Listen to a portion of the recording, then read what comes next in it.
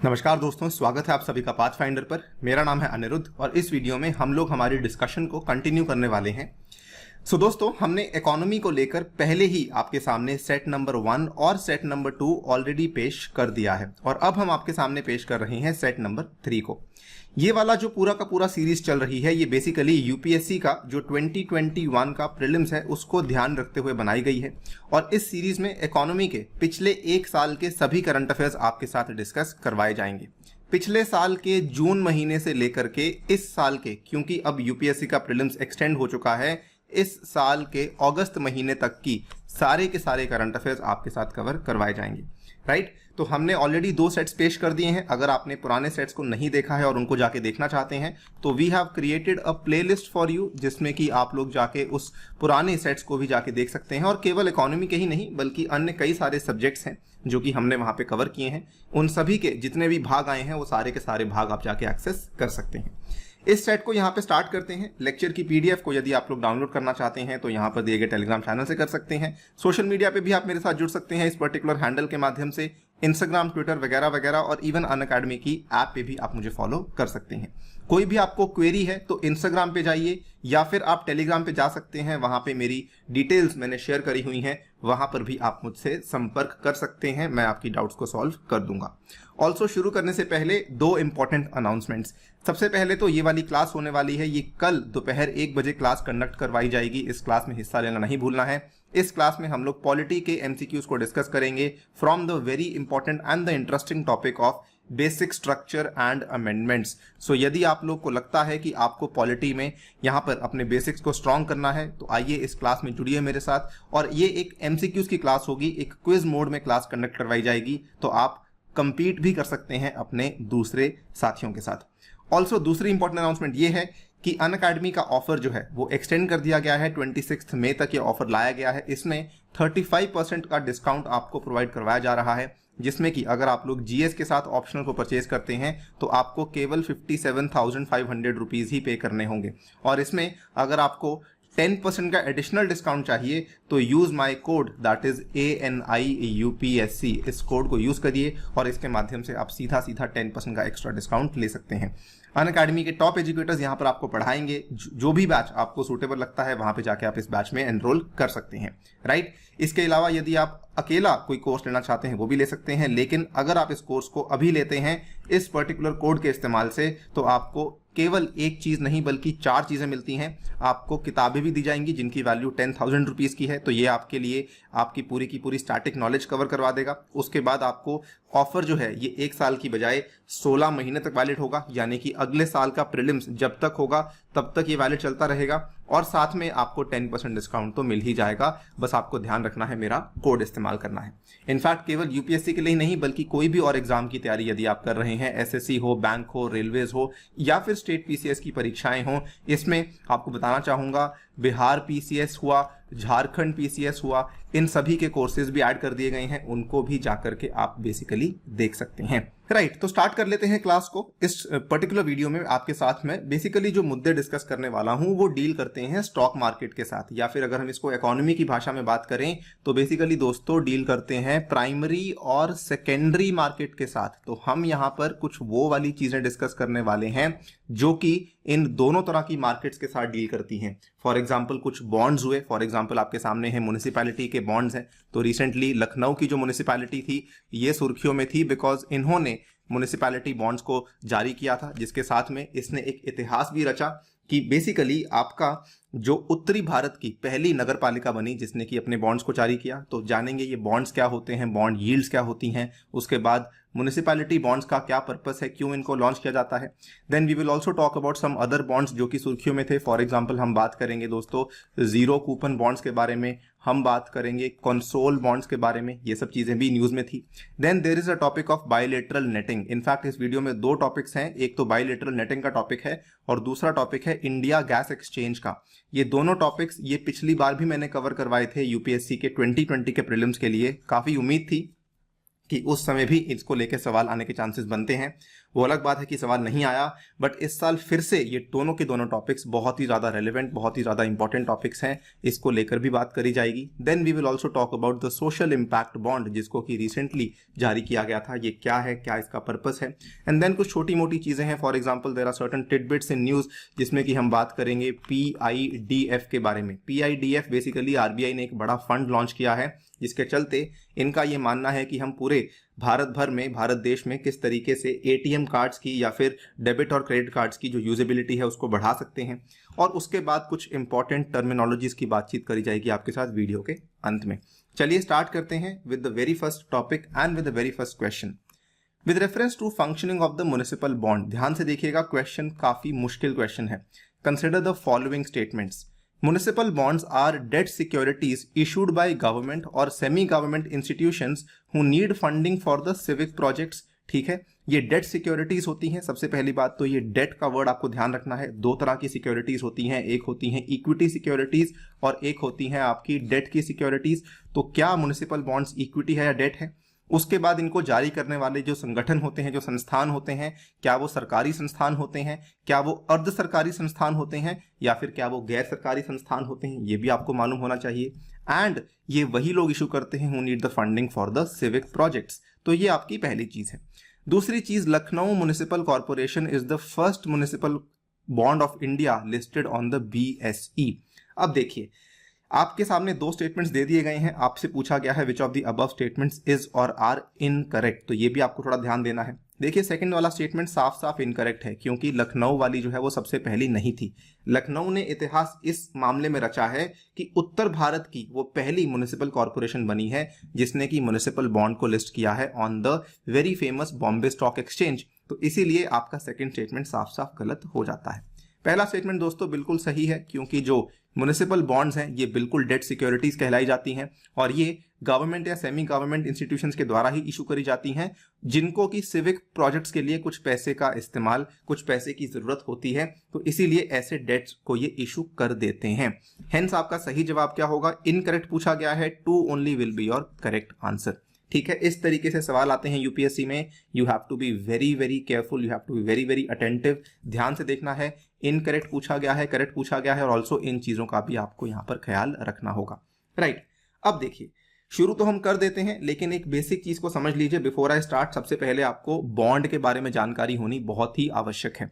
सबसे पहली बात तो, जब भी बॉन्ड का नाम आता है, आपने अभी तक क्या सुना होगा? आपने अभी तक सुना होगा शेयर्स। ठीक है, जो शेयर्स होते हैं जो कि हम स्टॉक मार्केट में जाके खरीद सकते हैं। कोई भी इंसान, आप हो, मैं हूं, हम स्टॉक मार्केट में जाके कुछ शेयर्स को परचेज कर सकते हैं। अगर मान लीजिए आपने किसी कंपनी में शेयर्स को जाके परचेज किया, मान लीजिए उदाहरण के तौर पे जैसे ITC के नाम से एक कंपनी है, आपने ITC के जाके कुछ शेयर खरीद लिए, या फिर आपने जाके मान लीजिए टाटा स्टील के कुछ शेयर खरीद लिए। इसका मतलब क्या हुआ कि जैसे ही आपने उस कंपनी के शेयर खरीदे तो आपका उस कंपनी में हिस्सा बन गया। भले वो हिस्सा कितना भी हो, भले वो छोटा सा हिस्सा हो, भले वो बड़ा हिस्सा हो, तो जिस हिसाब से आप शेयर्स खरीदेंगे उस हिसाब से कंपनी आपको उन शेयर्स के हिसाब से उस कंपनी में हिस्सा दे देगी। हिस्सा का मतलब क्या हुआ? इकोनॉमी की टर्म्स में इसको कहा जाता है कि कंपनी ने आपको दे दी है इक्विटी। नाउ बॉन्ड जो है ये अलग चीज है। कंपनी जब इक्विटी के माध्यम से आपको हिस्सा दे रही है तो कंपनी ने तो आपको शेयर दिया, बदले में आपने कंपनी को क्या दिया? बदले में आपने कंपनी को दिया पैसा।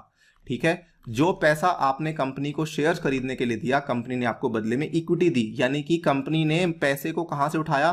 कंपनी ने पैसे को पब्लिक से उठाया। आप जैसे, मुझ जैसे लोगों से कंपनी ने पैसे को पब्लिक से उठा लिया।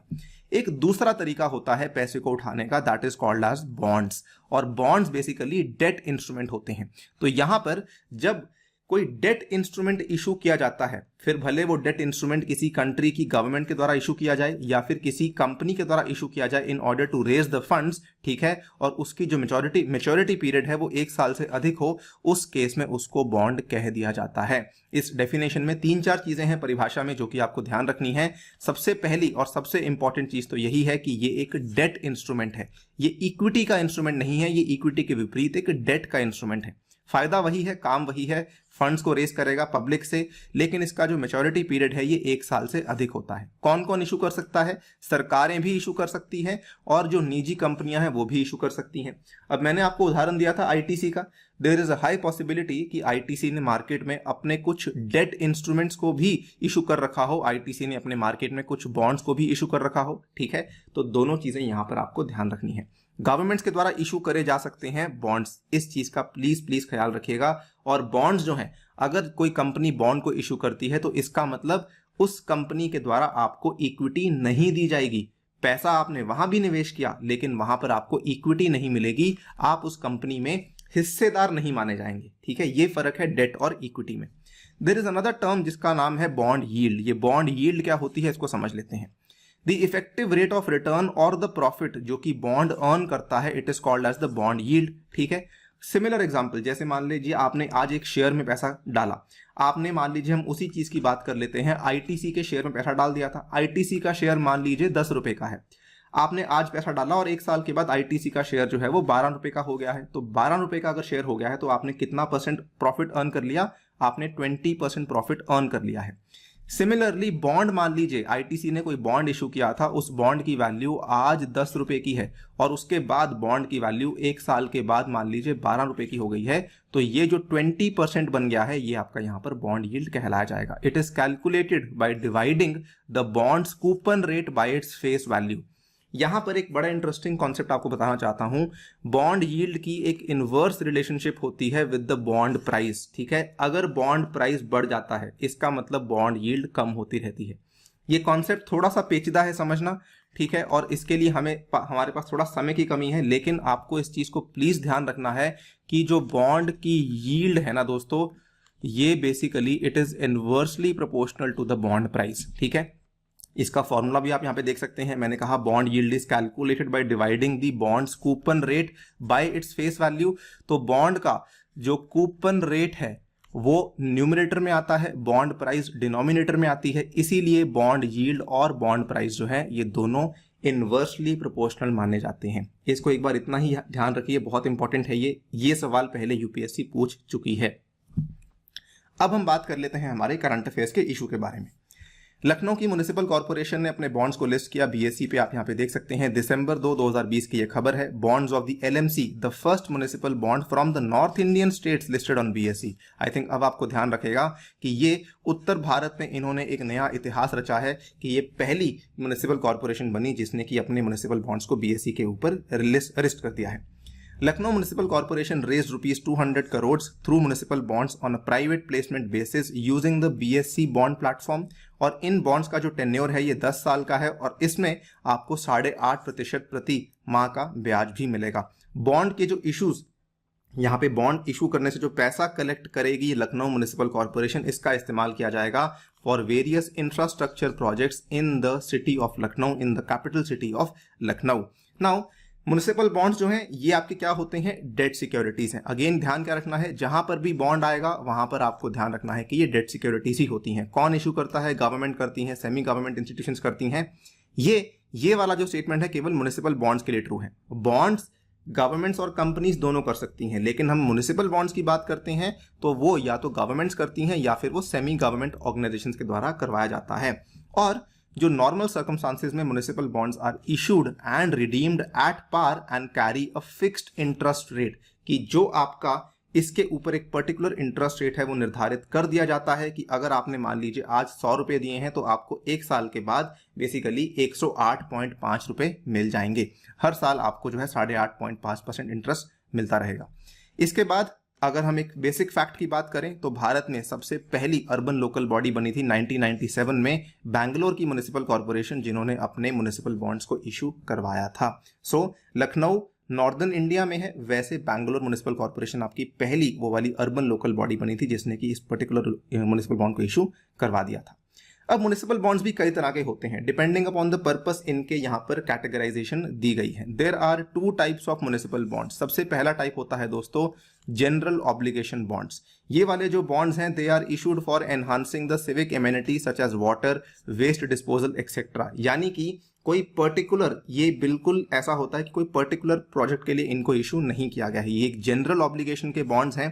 कहने का मतलब they are not backed by revenue from a specific project, लेकिन जो रेवेन्यू बॉन्ड्स होते हैं ये एक पर्टिकुलर टाइप के प्रोजेक्ट के लिए ही इनको इशू किया जाता है। They are issued for a specific purpose such as the construction of a road or a toll bridge. उसी केस में रेवेन्यू बॉन्ड्स को इशू करवाया जाता है। ठीक है, ये वाली चीज हालांकि आने के चांसेस बहुत कम है, लेकिन हाँ आपको टर्मिनोलॉजी थोड़ी बहुत मालूम होनी चाहिए कि एक आपके होते हैं जनरल ऑब्लिगेशन बॉन्ड्स, दूसरे आपके होते हैं रेवेन्यू बॉन्ड्स। सेबी ने गाइडलाइंस भी दे रखी है म्युनिसिपल बॉन्ड्स को लेकर, यानी कि ऐसा ये नहीं कि जब जिस म्युनिसिपल कॉर्पोरेशन का मन करे तब जाके वो अपना म्युनिसिपल बॉन्ड्स को इशू कर सकते हैं, ऐसा नहीं होता है। There are lot of things, बहुत सारी चीज़ें होती हैं, दिशा निर्देश होते हैं जो कि पहले उस म्युनिसिपल कॉर्पोरेशन को पूरे करने होंगे। वो गाइडलाइंस पूरे करने के बाद तभी जाके वो अपने म्युनिसिपल बॉन्ड्स को लिस्ट करवा सकती है। वो गाइडलाइंस क्या है?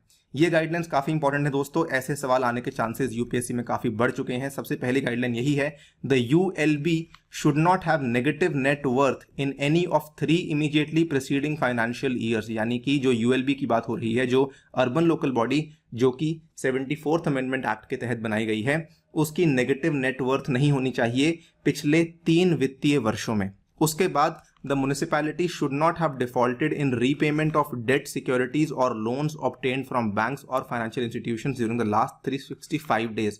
कि अगर कोई उस म्युनिसिपैलिटी ने किसी भी तरह का लोन ले रखा है किसी भी बैंक से या किसी भी वित्तीय संस्थान से पिछले 365 दिनों में, और अगर वो उस लोन को चुकाने में नाकामयाब रही है, तब भी वो म्युनिसिपल बॉन्ड्स को इशू नहीं कर सकती है। क्योंकि वो सेम चीज़ कर सकती है म्युनिसिपल बॉन्ड्स के साथ भी, कि लोगों से पैसा उठा ले, कल को लोगों को पैसा देने से इनकार कर दे। उसके बाद जो बॉन्ड्स के माध्यम से जो प्रोजेक्ट जो कि म्युनिसिपैलिटी करना चाहती है, उस प्रोजेक्ट की जो कॉस्ट है उसमें कम से कम 20% कॉस्ट जो है म्युनिसिपैलिटीज को अपनी तरफ से देनी पड़ेगी। एंड फाइनली चौथी गाइडलाइन ये है, municipal bonds should have mandatory ratings above the investment grade for the public issue. तो हर चीज की रेटिंग होती है, आपने देखा होगा कि किस चीज में इन्वेस्ट करने में आपको कितना फायदा होगा, तो उसकी जो रेटिंग है ये भी इन्वेस्टमेंट ग्रेड से ऊपर होनी चाहिए। ये 3-4 चीजें हैं जो कि आपको ध्यान रखनी है। दिस इज समथिंग जो कि यूपीएससी का नया लेवल बन चुका है। इस तरह के सवाल आने के चांसेस अब काफी ज्यादा बढ़ चुके हैं। इसके बाद ये तो हमने समझ लिया म्युनिसिपल बॉन्ड क्या होता है, हमने ये भी समझ लिया कि 2 तरह के होते हैं, जनरल ऑब्लिगेशन बॉन्ड्स और रेवेन्यू बॉन्ड्स, और हमने ये भी समझ लिया कि बॉन्ड बेसिकली किस तरह के इंस्ट्रूमेंट की तरह काम करता है, कि आप पैसा तो निवेश करते हैं लेकिन आपको हिस्सेदारी नहीं मिलती है, आपको एक पर्टिकुलर अमाउंट ऑफ इंटरेस्ट मिलता रहता है हर साल। नाउ इसी के साथ जुड़ी हुई 2 इंपॉर्टेंट बॉन्ड्स इन न्यूज हैं जो कि आपके साथ मैं डिस्कस करना चाहता हूं। One is bonds in news में जीरो कूपन बॉन्ड्स, दूसरा है console bonds. Zero coupon bonds को लेकर यूपीएससी पहले भी सवाल पूछ चुकी है आज से, लेकिन काफी साल पहले की बात है जब ये सवाल आया था। तो ये जीरो कूपन बॉन्ड्स क्या होते हैं? जीरो कूपन बॉन्ड्स का बेसिकली मतलब ये होता है, they are issued at a discount and redeemed at par value or the face value. Again बड़े सिंपल से उदाहरण से समझ लीजिए, जैसे मान लीजिए कोई ऐसा बॉन्ड है जो कि जीरो कूपन बॉन्ड के लिए क्वालिफाई करता है, ठीक है, इसको हम क्या बोलते हैं, ZCB, या फिर इसको एक और तरह का बॉन्ड भी कहा जाता है दोस्तों, प्लीज ध्यान से सुनिए, that is called as the discounted bond.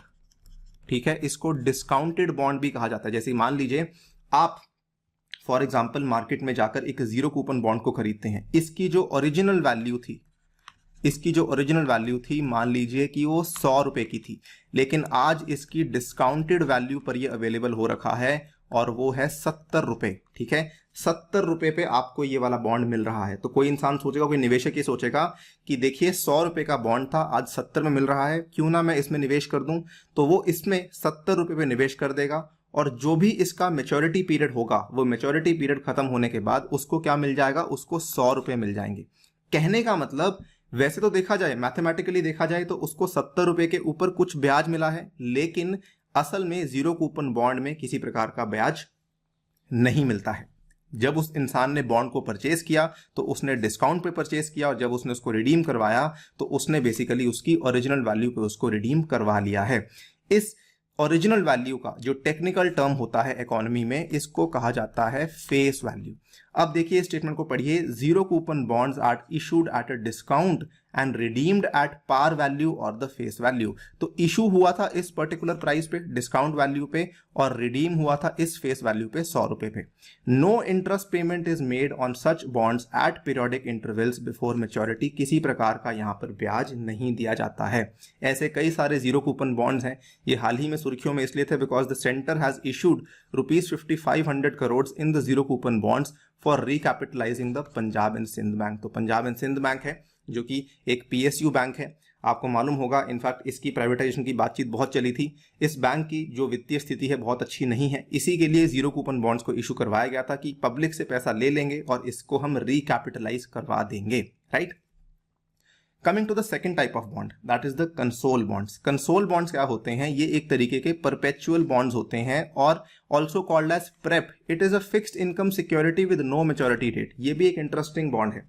अभी तक हमने देखा कि देखिए यहां पर हमने म्युनिसिपल बॉन्ड्स की बात करी थी। म्युनिसिपल बॉन्ड्स में क्या था कि इसका टेन्योर था 10 साल का, तो आपने आज पैसा लगा दिया है और आपको 10 साल के बाद ये पैसा वापस मिलेगा इतने % ऑफ इंटरेस्ट रेट के साथ। लेकिन कंसोल बॉन्ड्स में क्या है कि जो आपने एग्जिस्टिंग पैसा लगाया था वो आपको पैसा वापस नहीं मिलेगा, यानी कि जो आपका प्रिंसिपल था वो आपको वापस नहीं मिलेगा, आपको केवल और केवल उसके ऊपर जो इंटरेस्ट है वो मिलता रहेगा। तो ये इंटरेस्ट आपके लिए किस तरीके से काम करेगा? आपके लिए एक तरीके से फिक्स्ड इनकम की तरह काम करेगा। मान लीजिए आपके पास आज की डेट में 50,000 रुपए पड़े हुए हैं, आपने सोचा कि मैं एक बॉन्ड में इन्वेस्ट कर देता हूं, that is a console bond.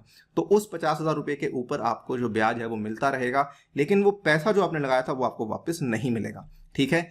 इसका सबसे बड़ा नुकसान यही है कि क्योंकि इसमें आपने जो पैसा डाला था वो रिडीमेबल नहीं है, इसीलिए इसकी पॉपुलैरिटी उतनी नहीं है। लेकिन इसका फायदा भी ये है कि कई लोगों को ये चाहिए होता है कि उनको एक स्टेडी फ्लो ऑफ इनकम आता रहे, तो उनके लिए बढ़िया है कि जी हाँ मैंने पैसा निवेश कर दिया था और एक स्टेडी सोर्स ऑफ इनकम मेरा बना हुआ है, ठीक है। कभी कभार इसको एक टाइप ऑफ इक्विटी भी कह दिया जाता है, लेकिन मैं आपको बता चुका हूं थंब रूल क्या है, जहां पर आएगा बॉन्ड वहां पर हमेशा वो एक डेट इंस्ट्रूमेंट की तरह ही माना जाता है, ठीक है। वो केवल क्योंकि उसकी यूजेज इस तरीके से है कि आपको लगता है इक्विटी है, बट एक्चुअली वो एक डेट इंस्ट्रूमेंट ही कहलाया जाएगा। आई होप आपको बॉन्ड्स की पूरी कहानी समझ आ गई होगी। Bond yield, municipal bonds, zero coupon bond and the consol bonds क्या होते हैं, क्या इनके अंतर होते हैं। अगले क्वेश्चन की बात कर लेते हैं, अगले टॉपिक की बात कर लेते हैं। बहुत ही बेहतरीन टॉपिक है दोस्तों, there is a high probability कि इस साल इस पर्टिकुलर टॉपिक से सवाल आएगा ही आएगा। With reference to bilateral netting consider the following statements. इस पर्टिकुलर क्वेश्चन को सॉल्व करने के पहले मैं आपको एक उदाहरण देना चाहता हूं, बहुत ही बढ़िया उदाहरण है, थोड़ा ध्यान से सुनिएगा। देखिए मान लीजिए दो इंसान है, ठीक है। एक इंसान है इंसान नंबर ए, दूसरा इंसान है इंसान नंबर बी। इंसान नंबर ए ने इंसान नंबर बी को कुछ पैसे लौटाने थे। कितने पैसे लौटाने थे? मान लीजिए इस इंसान ने इसको लौटाने थे 1000 रुपए। इंसान नंबर बी ने भी इंसान नंबर ए को कुछ पैसे लौटाने थे, इसने इसको लौटाने थे लेट्स से 400 रुपए, ठीक है।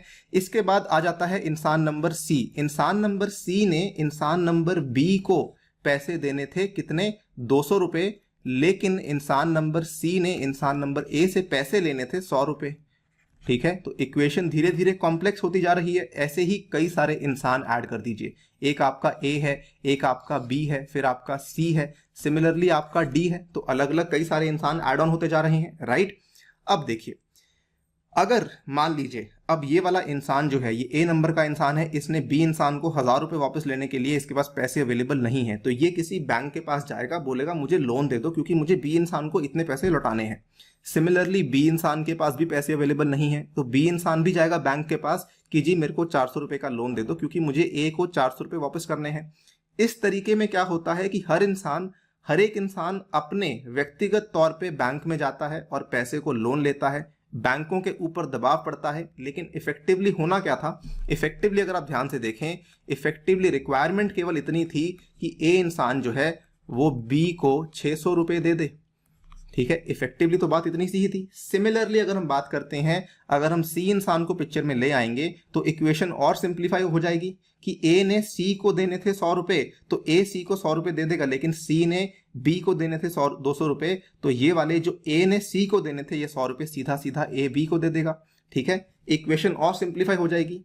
कहने का मतलब ये होता है कि बेसिकली अगर आप ध्यान से देखेंगे, बायलैटरल नेटिंग इसी को कहा जाता है कि जो मल्टीपल ट्रांजैक्शंस होने वाली हैं, उन मल्टीपल ट्रांजैक्शंस को किस तरीके से हम स्ट्राइक आउट कर कर एक सिंगल ट्रांजैक्शन की बात कर सकते हैं, इसी को कहा जाता है बायलैटरल नेटिंग। अब इसको लेकर हमारा भारत का कानून क्या कहता है, हमारे जो फाइनेंशियल कॉन्ट्रैक्ट के लॉज हैं वो क्या कहते हैं, उसी के बेस पे ये सवाल पूछा गया है।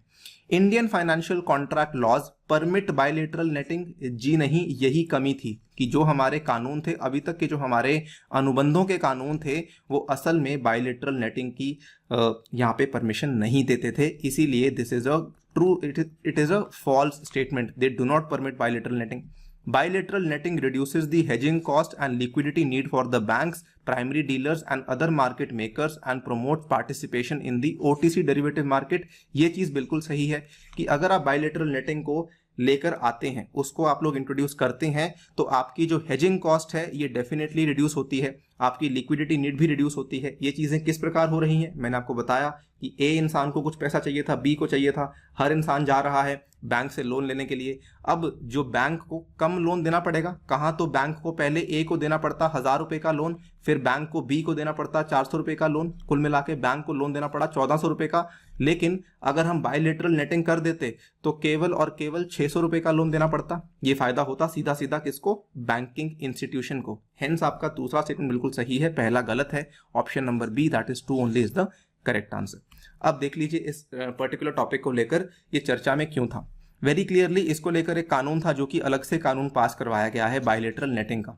यहाँ पे देखिए bilateral netting of qualified financial contracts bill 2020, इसको इंट्रोड्यूस करवाया गया था लोकसभा में सितंबर 14 2020 को, पास किया गया सितंबर 20 2020 में, और राज्यसभा ने भी पास कर दिया 3 दिन के बाद सितंबर 23 2020 को। एक नया फाइनेंशियल कॉन्ट्रैक्ट्स एक्ट इंट्रोड्यूस किया गया था रिसेंटली, जिसका नाम है bilateral netting of qualified financial contracts act 2020 was enacted. A bilateral netting agreement makes it easier for two counterparties in a financial contract to offset the claims against each other and helps in determining a single net payment obligation that is due from one counterparty to the other, right? इसको एक और diagram से समझ लीजिए। जैसे for example ये diagram है, ए ने देने हैं बी को $25,000, बी ने ए को देने हैं $1,00,000, इसका मतलब बी ने बेसिकली ए को देने हैं $75,000। तो ये आपकी क्या हो गई, ये आपकी हो गई सिंगल नेट पेमेंट जो कि बी ने ए को देनी है। यही चीज की बात ये पूरे के पूरे स्टेटमेंट में करी गई है। इसको अगर हम अंग्रेजी में कहें, it means the payables and the receivables they are netted off. जो पेबल्स और रिसीवेबल्स हैं उनको हमने नेट कर लिया है, राइट? ये मतलब है पूरे के पूरे बायलेटरल नेटिंग वाले कॉन्सेप्ट का।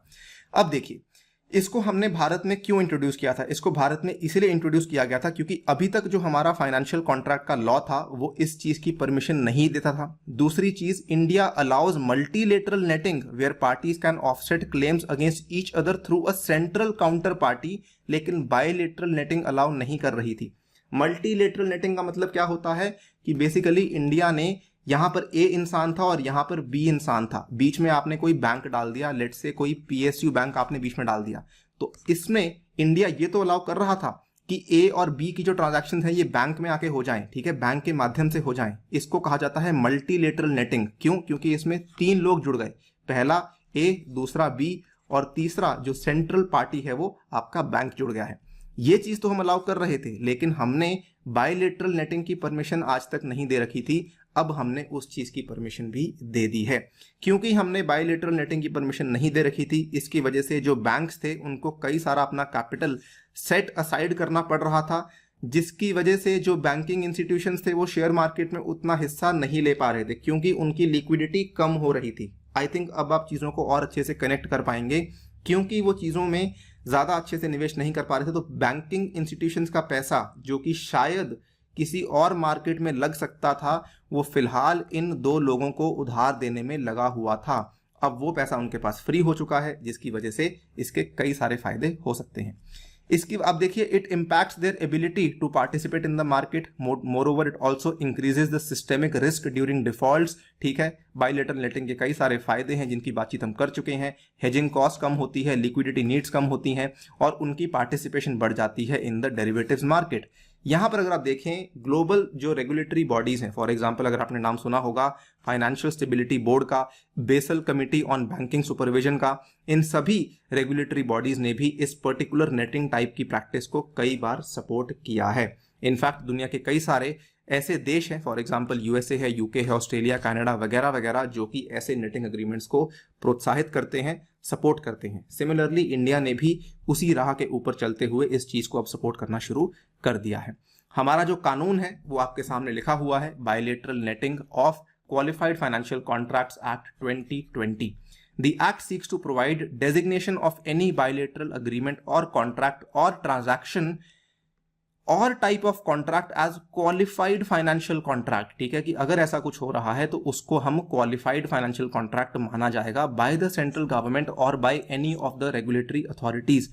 Determination of the net amount payable under the close out netting in accordance with the terms of the netting agreement, imposition of certain limitations on powers of administration practitioner. ठीक है, तो ये चीजें इस पूरे के पूरे कानून ने आपको बता दी हैं कि नेट अमाउंट पेबल जो है ये यहाँ पे डिटरमाइन करी जाएगी. उसके बाद जो भी चीजें, जो भी ट्रांजैक्शंस इसमें हो रही हैं उनको हम लोग क्वालिफाइड फाइनेंशियल कॉन्ट्रैक्ट के रूप में मानेंगे ही मानेंगे. दिस इज समथिंग जो कि इस कॉन्ट्रैक्ट के बारे में आपको थोड़ा ध्यान रखना जरूरी है. आई होप आपको समझ आ गया होगा पूरा का पूरा चीज. अब बात कर लेते हैं सोशल इंपैक्ट बॉन्ड की. छोटी मोटी चीजें बच गई हैं वीडियो में, बहुत ज्यादा चिंता करने की आपको आवश्यकता नहीं है. देखिए यूएनडीपी और पीसीएमसी. यूएनडीपी क्या है? United Nations Development Programme. और पीसीएमसी क्या है? पीसीएमसी बेसिकली दोस्तों Pimpri Chinchwad municipal corporation. Pimpri Chinchwad municipal corporation कहाँ पे लोकेटेड है? This is located in the city of Pune. ठीक है, तो पुणे की एक म्युनिसिपल कॉर्पोरेशन है जिसका नाम है पिंपरी छिंचवाद.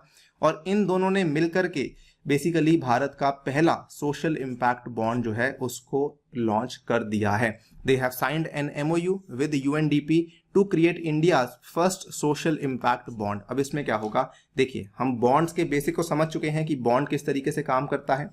तो सोशल इंपैक्ट बॉन्ड एक तरीके से कॉन्ट्रैक्ट होगा विद द गवर्निंग अथॉरिटी और public sector in which it pays for better social outcomes in the certain areas. तो कुछ ऐसे बॉन्ड्स मार्केट में फ्लोट करवाए जाएंगे जिसमें कि कुछ लोग निवेश करेंगे. ठीक है, और जब उस पर्टिकुलर चीज में जिसके लिए वो बॉन्ड को इशू करवाया गया था अगर उसका टारगेट पूरा हो जाएगा तो जिसने उसमें निवेश किया था उसको उसका फायदा मिल जाएगा. देखिए social impact bond lays down certain outcome based targets to be achieved at the start of the contract. ठीक है, अब इसमें कई सारी पार्टीज हैं. फॉर एग्जांपल हम बात करते हैं, सबसे पहली पार्टी इसमें कौन है? मान लीजिए कोई इंसान है जिसका नाम है XYZ. ठीक है, उसके बाद यहाँ पर एक पार्टी, सबसे इंपॉर्टेंट पार्टी यहाँ पे क्या है? Pimpri Chinchwad municipal corporation. अब पिंपरी छिंचवाद म्युनिसिपल कॉर्पोरेशन ने ये कहा कि हम इस सो एंड सो इलाके में इतने एरिया में यहाँ पर ड्रिंकिंग वाटर की सुविधा लाने वाले हैं. ड्रिंकिंग वाटर की सुविधा इन्होंने कहा कि हम कुल मिला के 100 स्क्वायर किलोमीटर के एरिया में, 100 स्क्वायर किलोमीटर के एरिया में हम ड्रिंकिंग वाटर की सुविधा लाने वाले हैं. अगर इन्होंने इस चीज को अचीव कर लिया तो जैसे ही इन्होंने इस चीज को अचीव किया तो XYZ वाले इंसान ने, जिसने कि इस सोशल इंपैक्ट बॉन्ड में पैसा निवेश किया था, उसको इस पैसे का फायदा मिल जाएगा. इसका फायदा क्या है? इसका फायदा बेसिकली इन निवेशकों को अट्रैक्ट करने का फायदा है. ठीक है, अगर मान लीजिए पीसीएमसी ये बोलती कि हम यहाँ पे ड्रिंकिंग वाटर लाने वाले हैं, जब ले आ जाएगा तब पैसा आपको मिल जाएगा, लेकिन उस केस में XYZ इन्वेस्टर शायद पैसा निवेश ना करे. लेकिन जब उसको बता दिया गया है कि अगर मान लीजिए 100 स्क्वायर किलोमीटर के एरिया में पेयजल ला जाएगा, जैसे ही वो ला दिया जाएगा आपको आपका पैसा मिल जाएगा. अब इसका फायदा क्या हुआ कि XYZ के नाम के इन्वेस्टर को यहाँ पर कंप्लीटली सब कुछ ट्रांसपेरेंट है. The feature allows for tracking the progress of the outcome, thus ensuring transparency for the investors. Mechanism also ensures that the funds are used effectively and efficiently towards the project. तो ये contract है. ये contract किस किस के बीच में है? ध्यान से देखिए. ये कॉन्ट्रैक्ट बेसिकली दोस्तों इन दोनों लोगों के बीच में है, XYZ और PCMC के बीच में है कि जी हाँ मेरा पैसा सुरक्षित है, और PCMC भी इस चीज को लेके बाध्य है कि जी हाँ हमें जो ये पैसा है इसको किसी सोशल वर्क के लिए ही इस्तेमाल करना है. इसके चलते सोशल इंपैक्ट बॉन्ड के इस पूरे के पूरे प्रावधान को सामने लाया गया था. क्लियर है? इतनी सी ही बात है, आपको ध्यान रखनी है. नेक्स्ट बात कर लेते हैं इंडिया गैस एक्सचेंज के बारे में. ये भी काफी ज्यादा सुर्खियों में था. With reference to India gas exchange consider the following statements. It is a digital trading platform which will allow buyers and sellers of natural gas to trade in the spot market only. जब भी only word आता है थोड़ा ध्यान देना पड़ता है कि क्या ओनली वर्ड सही है या गलत है. अक्सर ओनली वर्ड वाले स्टेटमेंट्स यूपीएससी में गलत होते हैं, बट फिर भी हम इसके बारे में थोड़ी जानकारी आपको बताएंगे. Second is the price of domestically produced natural gas is decided by the market forces of demand and supply. I think second statement तो हम सभी जानते हैं कि फॉल्स है, क्योंकि भारत में जो डोमेस्टिकली नेचुरल गैस का उत्पादन होता है उसका प्राइस असल में डिमांड और सप्लाई से निर्धारित नहीं होता है. इसका प्राइस ऑलरेडी गवर्नमेंट के द्वारा ही निर्धारित करवाया जाता है. तो सेकंड स्टेटमेंट तो साफ साफ गलत है. पहला स्टेटमेंट भी यहाँ पे गलत है, क्योंकि असल में जो ये वाला प्लेटफॉर्म है ये बायर्स और सेलर्स को ट्रेड करने का मौका केवल स्पॉट मार्केट में ही नहीं देता, बल्कि ये इनको ट्रेड करने का मौका फॉरवर्ड मार्केट में भी देता है, इसीलिए आपका ये वाला स्टेटमेंट भी गलत है। स्पॉट और फॉरवर्ड मार्केट्स क्या होती हैं, इनके बारे में चर्चा करी जाएगी, थोड़ा सब्र रखिए। पहला और दूसरा दोनों गलत हैं, हेंस आपका सही जवाब क्या होगा, neither one nor two. Now India gas exchange, India का पहला गैस एक्सचेंज, इसको लेकर बल्कि जो मैं आपको बताना चाहूंगा, जो ये न्यूज़ थी पिछले साल जून 2020 में ही शुरू हो चुकी थी, लेकिन इसका जो लॉन्चिंग था दोस्तों ये अक्टूबर 2020 में जाके इसकी लॉन्चिंग करी गई थी। India's first gas exchange was launch recently as a wholly owned subsidiary of the India energy exchange. Bharat में कुल मिला के पावर के एक्सचेंजेस दो ही हैं, जिसमें एक तो आपका आता है इंडिया एनर्जी एक्सचेंज और दूसरे वाला आपका यहां पर आप देख सकते हैं इंडिया का जो दूसरा पावर एक्सचेंज है, that is called as the power exchange India limited, also called as PXIL। India का जो एनर्जी एक्सचेंज है ये भारत का पहला और भारत का सबसे बड़ा एनर्जी एक्सचेंज है। इसको रेगुलेट करने वाला कमीशन है CERC, central electricity regulatory commission. दूसरे वाला पावर एक्सचेंज इंडिया लिमिटेड है। खैर, बात करते हैं इंडिया गैस एक्सचेंज की। उसी के अधीन काम करने वाला एक आपका एक्सचेंज होगा इंडिया गैस एक्सचेंज। इसके कुछ प्रावधान समझ लीजिए, बहुत ही इंपॉर्टेंट टॉपिक है। It is a digital trading platform. सबसे पहली बात तो डिजिटल ट्रेडिंग प्लेटफॉर्म है, ठीक है, विच will allow buyers and sellers की जो बेचने वाले हैं और जो खरीदने वाले हैं of the natural gas to trade both in the spot market and in the forward market for imported natural gas across 3 hubs. ठीक है, कि आपका भले आपको स्पॉट मार्केट में ट्रेड करना है, भले आपको फॉरवर्ड मार्केट में ट्रेड करना है, दोनों ही एरियाज में जाके आप ट्रेड कर सकते हैं for the imported natural gas across 3 hubs. ये 3 हब्स कौन से हैं, दहेज और हजीरा जो कि दोनों गुजरात में है और काकीनाडा जो कि आंध्र प्रदेश में है। जो भी ध्यान से सुनिए, जो भी यहाँ पे नेचुरल गैस आ रही है, जो भी इंपोर्ट हो रही है, आयात हो रहा है, उसकी आप बेच और खरीद आगे कर सकते हैं। ये कैसे होगा, imported liquefied natural gas will be regasified. आपको मालूम होगा जब गैस किसी दूसरी कंट्री से भारत में आती है तो उसको लिक्विफाई करके मंगवाया जाता है, उसके बाद उसको रीगैसिफाई किया जाएगा। It will be sold to the buyers through the exchange. इसका फायदा क्या है, इसका फायदा देखिए दोस्तों इतना है कि जो बायर को पहले क्या करना पड़ रहा था कि उसको सेलर के साथ फिजिकली जाके मिलना पड़ता था, लेकिन अब क्या है कि वो जो सेलर और बायर हैं वो कनेक्ट कर सकते हैं इस डिजिटल ट्रेडिंग प्लेटफॉर्म के ऊपर। तो बेच और खरीद इस पर्टिकुलर एक्सचेंज के ऊपर हो सकती है। क्या ये बात आपको समझ आई? ये सबसे इंपॉर्टेंट कंपोनेंट है इस पर्टिकुलर चीज का। The price of domestically produce natural gas is decided by the government and it will not be sold on the gas exchange. जो डोमेस्टिकली प्रोड्यूस हो रही है नेचुरल गैस, उसकी बेच और खरीद गैस एक्सचेंज पर नहीं होगी। ठीक है, ये गैस एक्सचेंज किसके लिए बनाया गया है, दोबारा से बता दूं, ये वाला गैस एक्सचेंज बनाया गया है for the imported natural gas and only imported natural gas. It is not made for the domestically produced natural gas. Please remember this. ठीक है, coming to the topic of spot market and forward market. Spot market, forward market बड़ी simple सी चीज है। Spot market basically एक ऐसी market होती है जहां पर कमोडिटीज की बेच और खरीद होती है for the immediate delivery. Forward market में बेसिकली ऐसा माना जाता है कि शायद इसका आगे जाके इतना दाम होगा, फ्यूचर डिलीवरी के हिसाब से रेट तय करे जाते हैं। फॉरवर्ड मार्केट की ट्रेडिंग भारत में उतनी नहीं होती है जितनी कि दूसरे देशों में होती है, लेकिन हाँ, फॉरवर्ड मार्केट की ट्रेडिंग भारत ने भी काफी समय पहले शुरू कर दी थी। फॉरवर्ड मार्केट बेसिकली ऐसा मान लीजिए कॉन्टेम्पलेटिव मार्केट है कि कल को जाके इसका प्राइस कितना होगा, उस हिसाब से हम इस पर्टिकुलर चीज का दाम आज तय कर रहे हैं। Again don't get into too much details, आपको चिंता करने की आवश्यकता नहीं है। हाँ, ध्यान ये रखिए कि स्पॉट और फॉरवर्ड मार्केट दोनों में ट्रेडिंग होती है इंडिया गैस एक्सचेंज के ऊपर। इसके बाद कुछ छोटी मोटी चीजें देख लेते हैं। सोशल स्टॉक एक्सचेंज रिलीज किया गया था, लॉन्च किया गया था। ये भी एक अगेन एक्सचेंज है, यानी कि यहां पर क्या होगा, चीजों की बेच और खरीद होगी। किस चीज की बेच खरीद होगी, यहां पर it is an electronic fund raising platform which allows the investors to buy shares in a social enterprise which has been vetted by the exchange.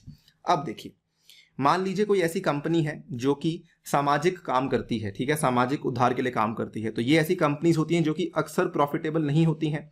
कुछ ऐसी कंपनीज को ये वाला एक्सचेंज, जिसको कि हम लोग बोल रहे हैं SSE, ये जाकर उन कंपनीज को थोड़ा पता लगवाएगा, उनसे बातचीत करेगा कि जी आपकी जो फाइनेंशियल स्थिति है वो कैसी है।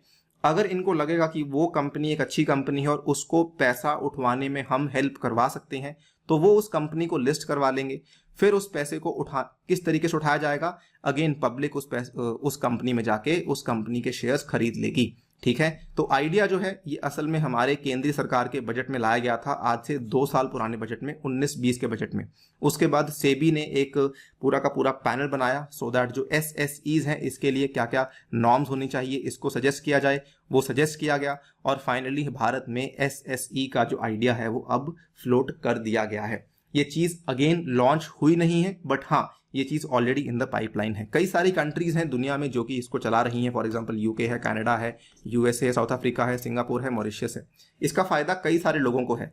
जो ऐसे लोग जो कि सोशल एंटरप्राइजेस चलाते हैं उनको भी लगेगा कि हाँ कल को हमें पैसा उठाने में हेल्प जो है मिल सकती है by the social stock exchange. दूसरी बात, कई सारे निवेशक ऐसे हैं जो कि चाहते हैं कि हमारा पैसा किसी ऐसी कंपनी में लगे जिससे कि समाज का विकास हो, तो वो भी अपना पैसा यहाँ पर आके लगा सकते हैं। Everybody wants to open an NGO, everybody wants to work in an NGO, but जब उनको लगता है कि जी नहीं एनजीओ से हमारी कमाई उतनी नहीं होती, तो वो क्या करते हैं कि वो एक ऐसे सोशल एंटरप्राइज में जाकर कुछ पैसा निवेश कर सकते हैं। तो उनको भी फायदा हुआ, एक विन विन सिचुएशन क्रिएट हो जाती है for the investor also and for the industrialist also जो कि उस सोशल एंटरप्राइज को चला रहा है, राइट।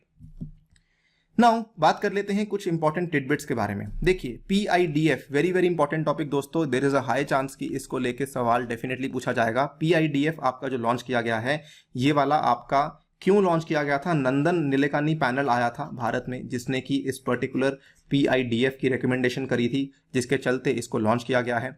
आरबीआई इस पूरे के पूरे पीआईडीएफ में जिसकी वैल्यू 500 करोड़ होने वाली है, 250 करोड़ का कंट्रीब्यूशन करने वाला है।